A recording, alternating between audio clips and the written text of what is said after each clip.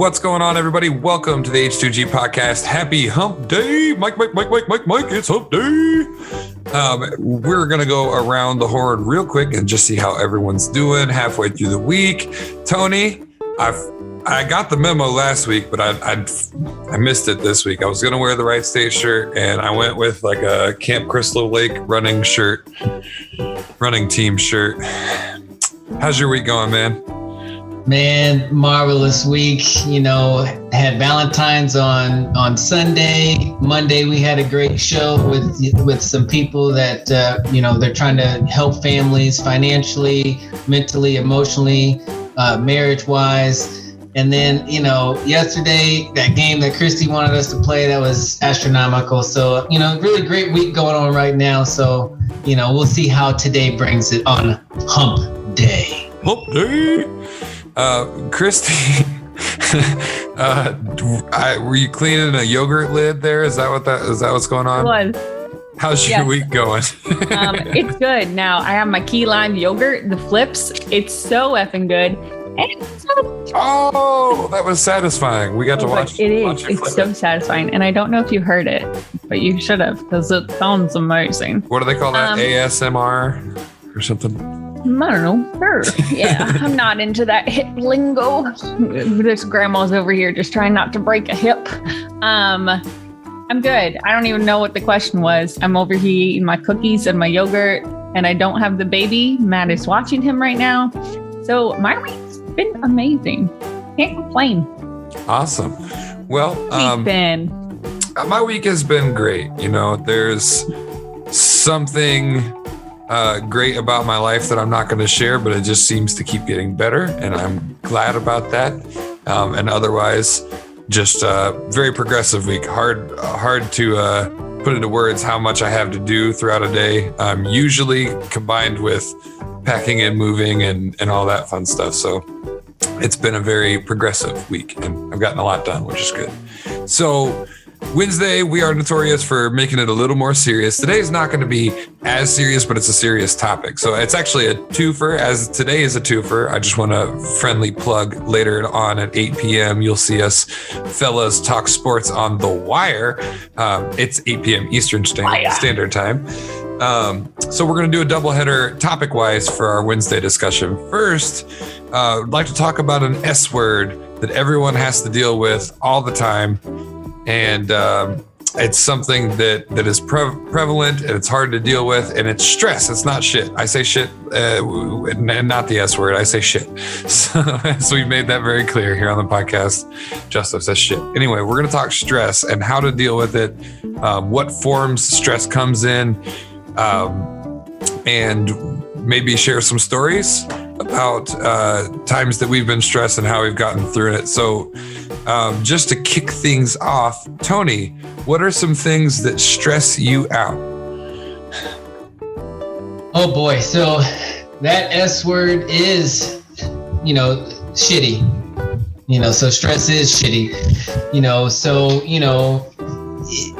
It happens. You just have to be mindful that no matter what, it's going to happen. You have to kind of prepare yourself the best you can, because it's going to happen.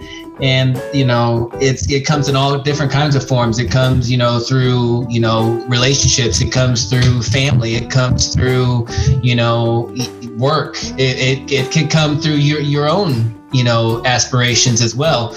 A lot of times I think I put more stress on myself than anybody else really puts stress on me, just because I'm very ambitious and I have aspirations and goals that are set that I want to achieve.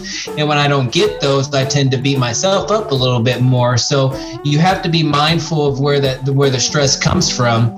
And for me personally, I just have to, home it all in and say, you have to realize that it could be worse. I could be in a different situation. I might not be where I want to be, mentally, emotionally, physically, financially, spiritually, whatever it could be. I might not be there where I want to be, but don't stop. Keep going. set goals, daily goals, so that way you achieve those. Those daily goals, they might be minute, they might be small, but they're going to build up. And when you achieve those, then that stress is kind of alleviated a little bit. I'm not going to say it's going to go completely away, but you're building confidence. And as long as you build confidence, then you don't have time to be negative about it and kind of fall into that pitfall. So for me, it's mostly stress on myself. I used to get stressed out all the time when I worked in the restaurant business. I worked on average probably anywhere from 60 to 90 hours in a week. One week I ended up working 134 hours.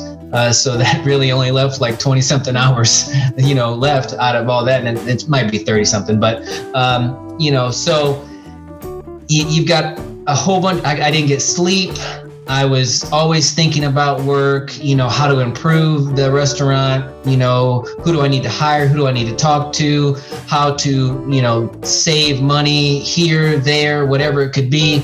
And you're just putting a lot of stress on yourself. I couldn't even sleep.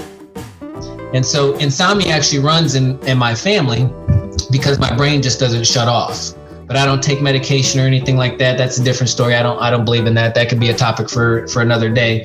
But when you can't sleep and when you finally do go to sleep, and then I'm hearing timers go off.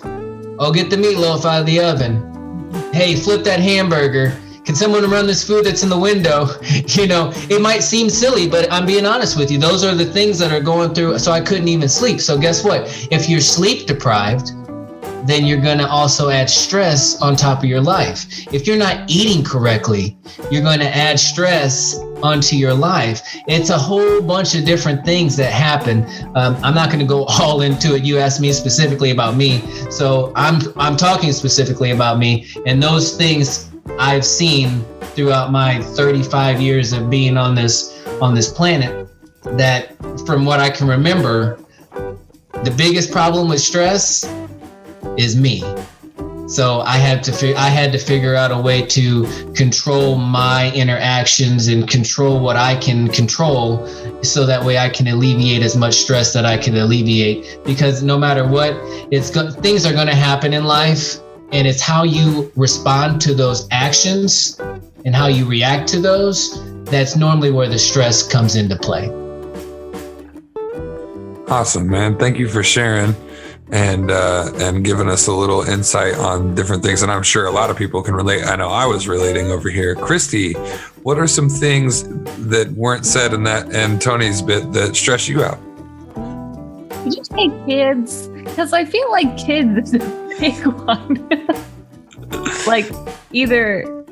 You have to take care of the kids before you take care of yourself. And that alone is a stressor. You can't even relax. So it's making sure the kids are eating, that they took a bath, because apparently kids need to be clean, even though as soon as you get them out of the bath, they're just going to go get dirty again. They're going to shit themselves, and then you got a whole other mess.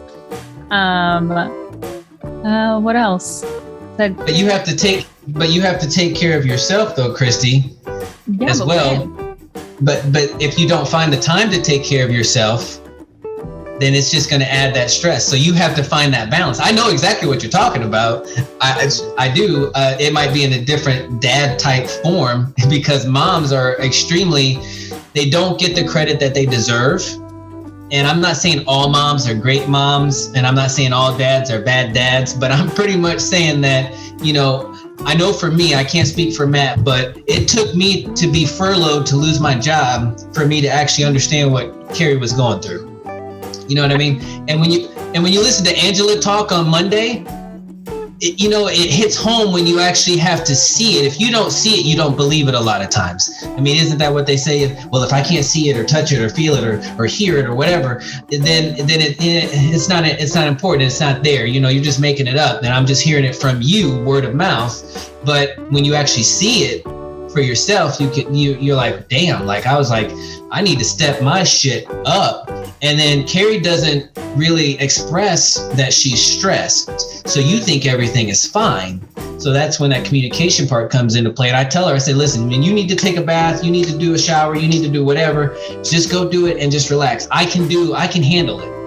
Because I understand that I don't want her to get that stress. So you have to find a way for you not to add that up there. That's all I'm saying. I'm doing a lot of talking for these episodes this week. What happened? Someone give me an Adderall or something? Is Adderall an uppie or is that a downer? I don't even know. We're missing Richie, so you know. Yeah, somebody's got. Oh, yeah, that's what it was. Yes, Richie's not here, but unfortunately, unlike Richie is on his. He's like his T's are crossed, his I's are dotted. He knows what the F he's talking about, and so I don't mind that Richie talks a lot. No, I could listen to a 3-hour show of Richie talking.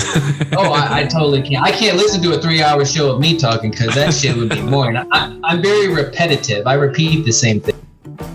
I can't even listen to 5 minutes of myself talking, so I'm sure you guys would get past that. So you guys, is that why you guys aren't watching the show? No. No, I watched the show, but I literally opened last Wednesday and I almost turned it off after I opened because I talk and I talk and I talk and I talk and nothing is really being said that's productive. It's just words. But you guys help alleviate all of my stress. No, I love you guys. But Matt and I actually had a talk the other day because I do the same thing that Carrie does and I don't say anything. I just let the stress build and build and build and then I just break. So yeah, no, Matt and I have been working on how is Christy going to get more bath time and less kid time. So we're doing that now. Awesome. Well, thank you also for sharing. And we enjoy listening to your words and they make sense to us. So if it is nonsense, then we got something else going on entirely. Stress for me can come from anywhere. Like we've talked before about depression and anxiety,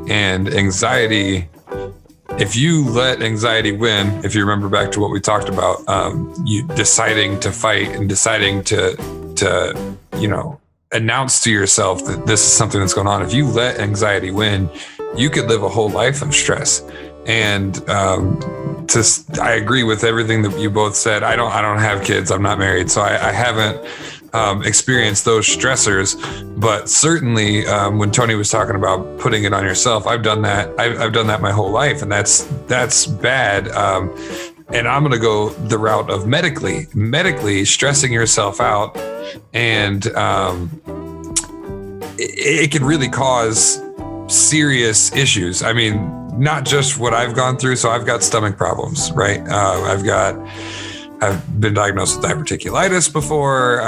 They've been trying to figure my stomach out since I was 15. I mean, I've literally just fought different issues. And the biggest thing that every doctor always tells me is try to limit your stress amount. Like try to not be stressed throughout the day because that's where your ulcers are coming from. It's also putting additional stress on your gastro system and all the stuff that I'm like, well, how you're telling me that these issues that I deem to be very serious because they have, gross results and things that just resolve in constant pain at times.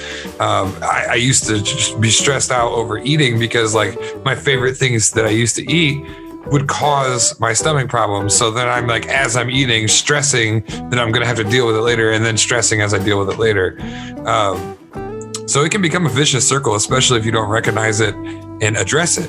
I have a friend, I won't mention his name until maybe we do a follow-up and see if he'll want to come on and talk about it. But he's actually recently developed a condition, he got carbon monoxide poisoning, and the way his body chose to react because of his stress level, and this is what the doctor told him, he began having seizures, and very serious. I mean, that's a very serious outcome from stress. And so he's had to really face this on, and what it meant for him was getting rid of certain social media outlets, simply because like Facebook, I hate to say it, I'm not calling Facebook out. We love Facebook for letting us do our show here, but seeing everyone's opinions and contrasting opinions and conflicts amongst people that you feel like should be friends or should be sharing kind words can cause that kind of stress. And it's opened my eyes hearing his situation that, I mean, stress could literally kill you. You could stress yourself to death. And that's not just a saying. That's not just, that's the truth. My situation could get very bad medically, and I could let that stress me out to the point where I never get better.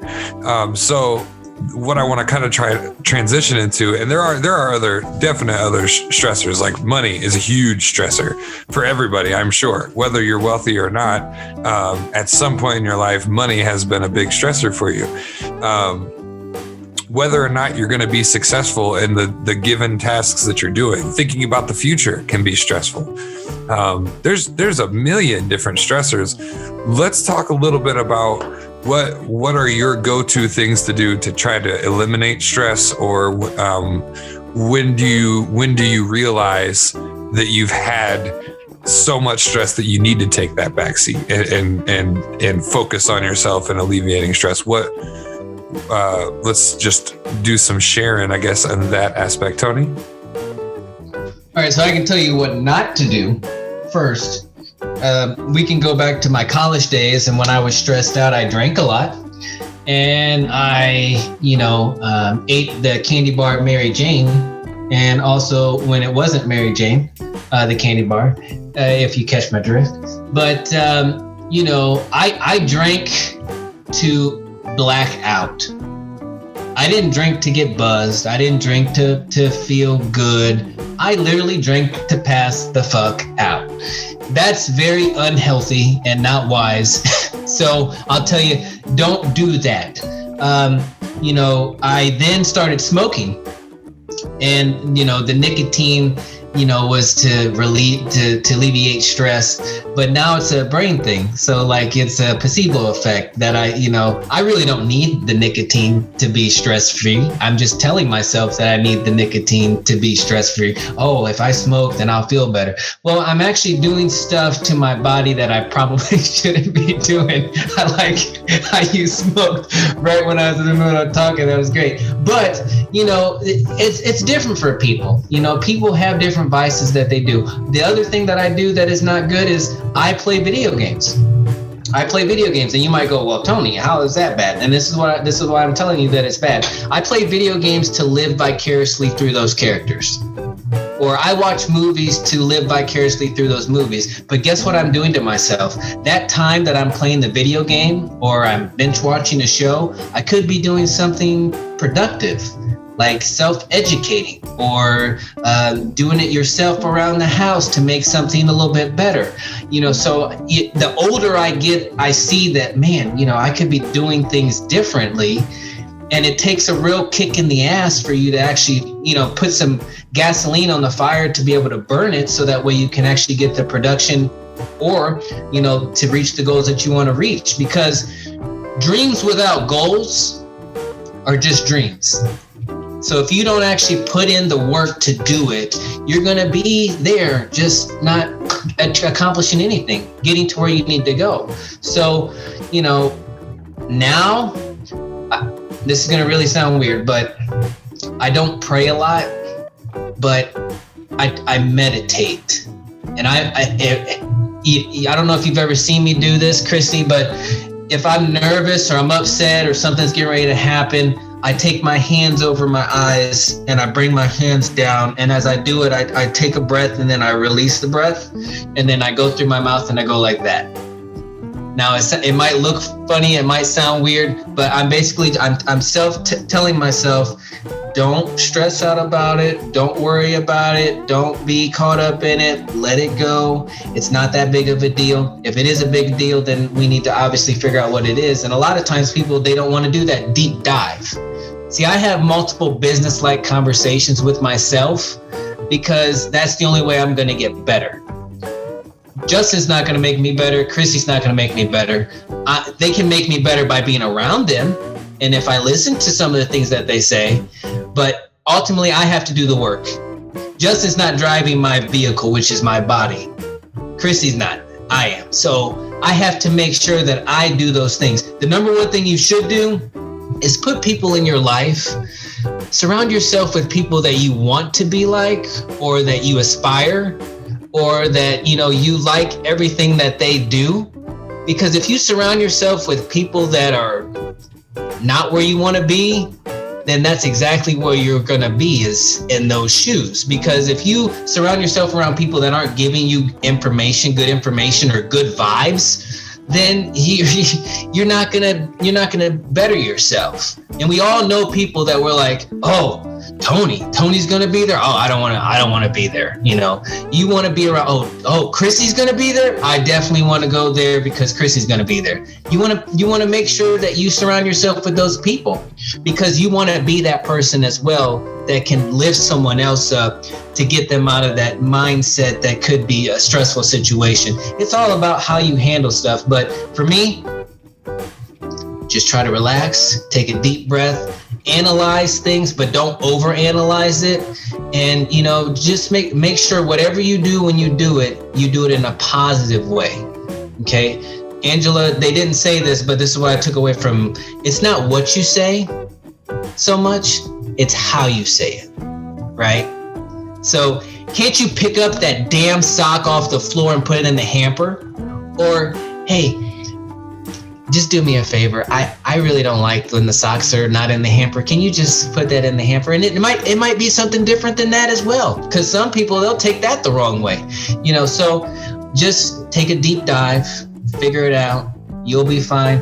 Google, read, watch, Audible, whatever it is, self-educate yourself so that way you can feel better about yourself.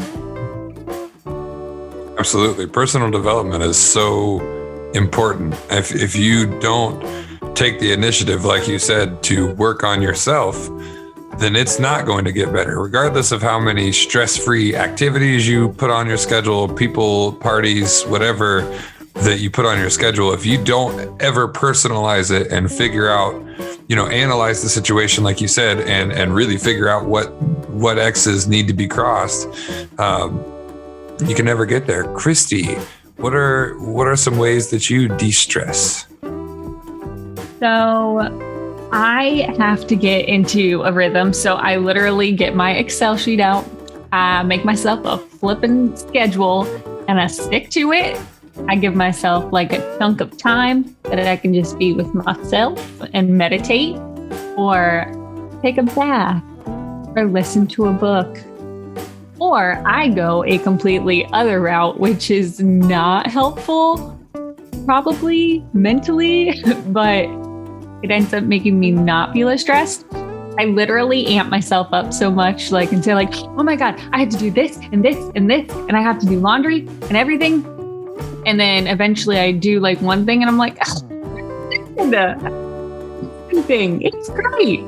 So I probably shouldn't do that, but I do, and it works for me, but it won't maybe not work for you. And I pet my dog because that's a de-stressor. That's medically proven to help relieve anxiety and stress. So go get an animal.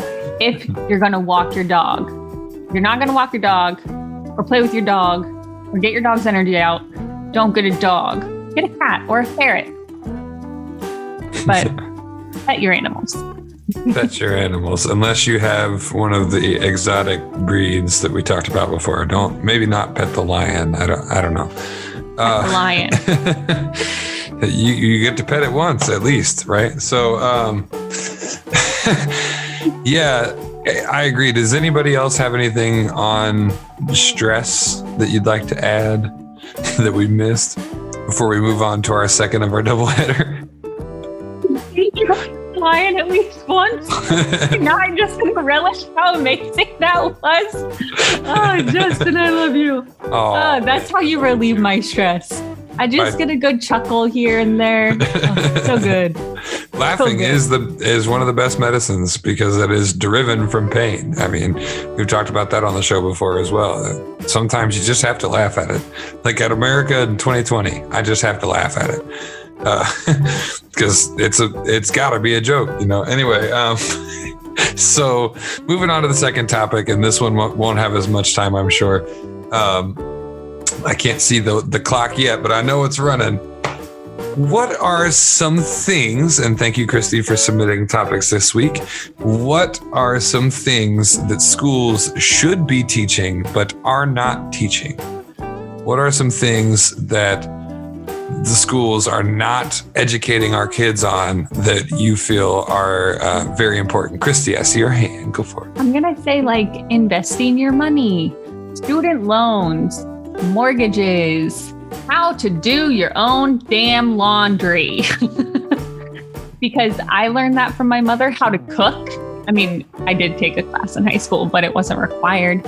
I think everybody should have like a required life skills class.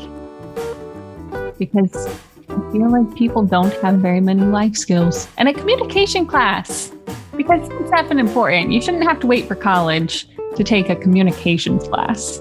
You get English, but that's all like, I'm gonna write stuff, and here's a conjunctive adverb, and here's an adverb and an adjective. No, communicate.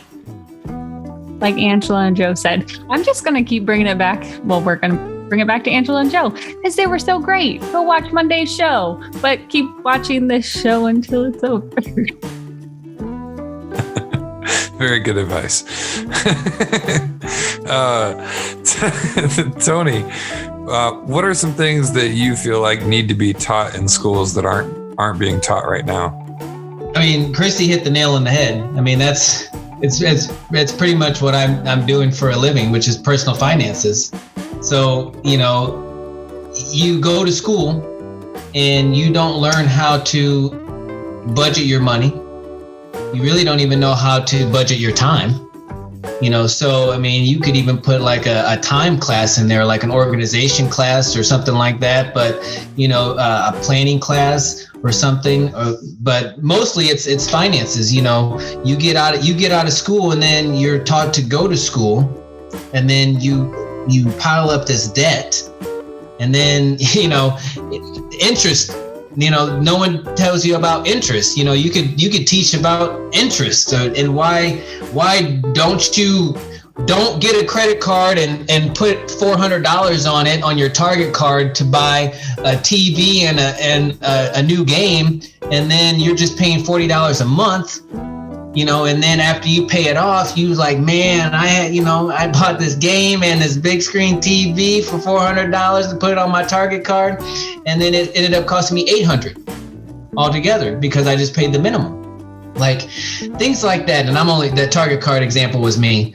So, you know, Carrie, she's going to laugh when she hears that. But, you know, Robert Kiyosaki, Rich Dad, Poor Dad, great book. I definitely recommend that for people if you want to learn about, you know, personal finances. And he goes into great details about why schools don't want to teach you those things. Now, it's obviously his belief on why not. So you have a conspiracy theorist type thing, but more than likely, I believe that that's the reason why we don't learn everything that we need to learn in school. And how come there's no class in high school or in college to teach you how to be an entrepreneur? Why don't we have that? We're taught to make a cover letter. We're taught to make resumes. We're taught for interviewing. We're taught to be employees, but we're not taught to be entrepreneurs or our own boss. Think about that one. But for me, Christy hit the nail on the head. Personal finances definitely should be taught, and some kind of organization planning type class should be taught as well. And damn it, teach the kids about interest, because that's so important. They think everything's that's supposed to be for the parents to do. You know, Christy said, you know, laundry, all that other stuff. I mean, that stuff the parents should do, but guess what? The parents are working because they have to work, because they were told to work, because they were told to go to college, and they have to pay off these student debts. And the job that they have isn't really paying them what they thought they were going to be making, because who's working with the actual degree that they actually have if it's not marketing, if it's not finances, if it's not, you know, those type of degrees? They're not even in that field that they're supposed to be in. Think about it. I can keep going on. I'm the Richie for this week. I gotta stop. Why you do this to me? Why'd you do this to me? Because we love what you're saying. There's nothing wrong with it, man. That's what this is about, is us talking. So for me, I'm gonna go into a different aspect with this. One thing I think an actual class that should happen is life situations. I think that we're under taught as much as they push like programs like DARE or the health classes typically begin to touch on sex. It's clearly not effective because the numbers just keep getting worse when it comes to, teenage pregnancy and not that's, I don't mean to call teenage pregnancy out specifically because I feel like you should have to be a certain age before you can decide what you do with it. No, I think that you need to at least understand the weight of bringing another life into this world. And I don't think that was ever discussed at any length. I think there was always just, go ahead, Christy. I just want to say on teen pregnancy, I think that what is that show? 16 and Pregnant, or like Teen Mom.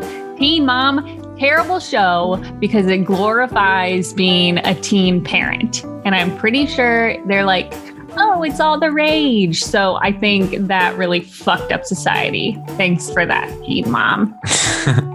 Yeah, and like, to me, all of that, like drugs, alcohol, I mean, we should, even if it was role playing or forcing you to be responsible for something while dealing with the repercussions of certain actions. So like, there's the whole health class. This is probably long gone in school. I don't even think they did it after I left school, but did you ever have to take like a bag of sugar home for a week and keep it with you and all that stuff? So like some schools still did that and tried to teach you the responsibility. But a bag of sugar is not a baby.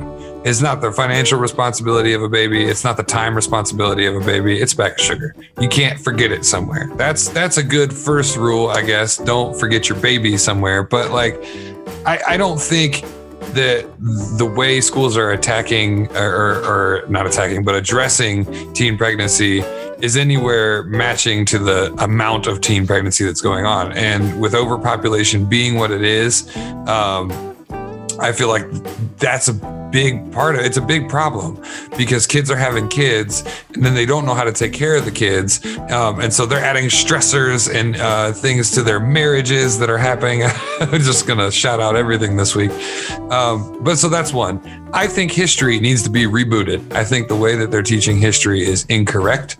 I think that they need to know more, children, I'm speaking of, need to know more of why things happened the way they happened, what things have repeated, what things are destined to repeat. I'm going to call it out straight. I don't think racial injustice is nearly covered enough. I don't even think it's close. And that's something that those kids are seeing and learning from everyday life and not from school. They're not getting the teaching that they need in regards to recognizing it at their level. High school is a big melting pot. That's the first time that you really have, a complete, it depends on where you go, I guess, but a complete diverse group where you have a little more freedom. They get into like a lot of schools are on periods where you actually have 7 or 8 minutes of socialization and travel time between classes, and people kind of learn society inside this box. Women's rights. Women's rights it's the same for me. It feels like when you're in history class, you just kind of go over these periods where masses of people tried to defend these situations, but they don't actually teach why it's important and why it's, address the fact that it's still going on. They don't ever address it, and so nobody really is free forming opinions. They're just going off of the few things that they did pay attention to in their history class. And they're not applying it until it happens to them in real life. And I think that feeds the beast. I think when you don't have life examples coming out of high school of women's rights or racial injustice or injustice in any fashion, I mean, there's so many. The list would go on forever. I just think it needs updating. I don't think we're teaching the right things. I think the history that we do teach is a little flawed. I was a big history buff and I wanted to teach history myself. And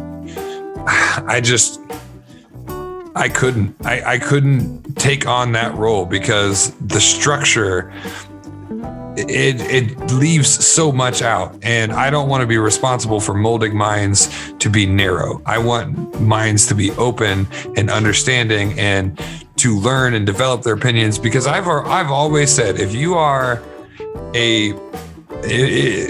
any number of things, if you believe a certain way and you can back it up with fact and have a legitimate conversation with me without getting heated about any counterpoints and vice versa, then I'm not going to judge or hate you for what you're doing. And I'm never going to hate you anyway, but judging, I'm doing that to the people that are ready to wave a certain president's flag around and say that he's being mistreated and outdone and that's been stolen, but they have no facts about what he did or didn't do. They've just got all these rumors, and there's 1,000 videos. I'm sure Tony could give me, I don't remember. We watched one together, I know, but like people that are just undereducated and forming opinions based on the few things that they have learned. Like, I think education needs to actually start educating. And the best way to do that, in my opinion, put the responsibility on them in the classroom. Don't, break the mold. Don't get stuck in this quiz and answer society, because that's not how life plans out. You don't have multiple choice. You don't have one set of situations to study for 6 weeks before you have to be tested on it.